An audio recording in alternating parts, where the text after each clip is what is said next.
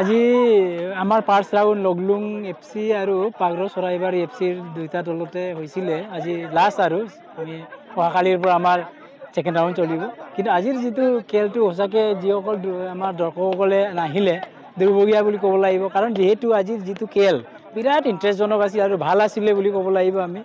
কিছুমান আমাৰ পাগৰ চৰাইবাৰী বেগী যিসকল আছিলে এইকেইটা উল্টা ইফালে হেৰি দিব লাগে কিন্তু উল্টাকৈ গলকিত আহে। সেইটো কাৰণে বিৰাট ইণ্টাৰেষ্টিং আৰু দুটা দলে ইণ্টাৰেষ্টিঙত খেলিছে।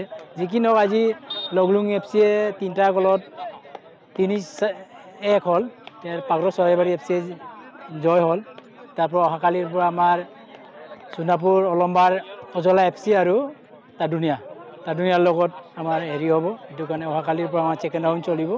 যিয়ে নহওক আমি সকলো ৰাইজক এই খেলখন সহযোগ কৰিবৰ কাৰণে অনুৰোধ জনাই মোৰ চমু বক্তব্য ইমানেই।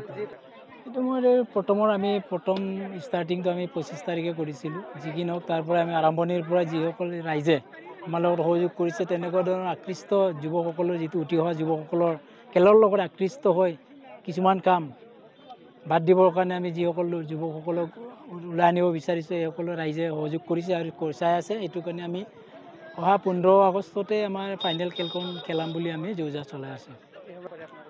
আমাৰতো এইটো তেনেকৈ ধৰণে কৰিছোঁ বুলি ক'লে ভুল নহয়। যিহেতু আমি চম্পং অঞ্চলখন এনেকৈ আমি নাম এটা জ্বলাব বিচাৰিছোঁ। আগষ্ট মাহটো আহিলেই যে ফুটবল খেলৰ এটা চম্পঙত আহে বুলি কোৱাৰ নিচিনাকৈ চম্পং যিটো গাঁও পঞ্চায়তে এতিয়া যোৱা বছৰৰ পৰা আমি উদ্যোগ এটা লৈ আছোঁ। তেনেকৈ প্ৰতিবন্ধকতা লৈছোঁ। আমাৰ চম্পং অঞ্চলৰ যিসকল যুৱচামে খেলৰ লগত আকৃষ্ট হৈ অন্য সময়তো ধুনীয়াকৈ খেল খেলি নিজৰ দক্ষতা খেলুৱৈ এটা যাতে হয় এই ভৱিষ্যতে আমি কামনাৰে এই খেলখন আমি কৰি লৈছোঁ। এইটো কাৰণে 15 আগষ্টত আমি ফাইনেল খেলখন খেলাম বুলি পৰিস্থিতি লৈছোঁ। আমিতো তেনেকৈ সৰগৰ যিটো তিৰংগা 13 তাৰিখৰ পৰাই হষ্টিং কৰিবলৈ আমি এই ফিল্ডত সামূহিকভাৱে 13 তাৰিখৰ পৰা আমি হষ্টিং কৰিম।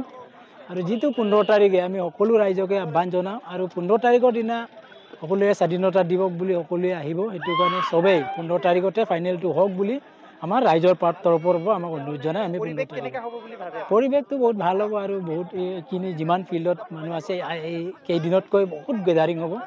সেইটো আমি আশা কৰিছোঁ আৰু এই পৰিৱেশটো আৰু সুন্দৰ হ'ব আৰু বেছি ভাল হ'ব।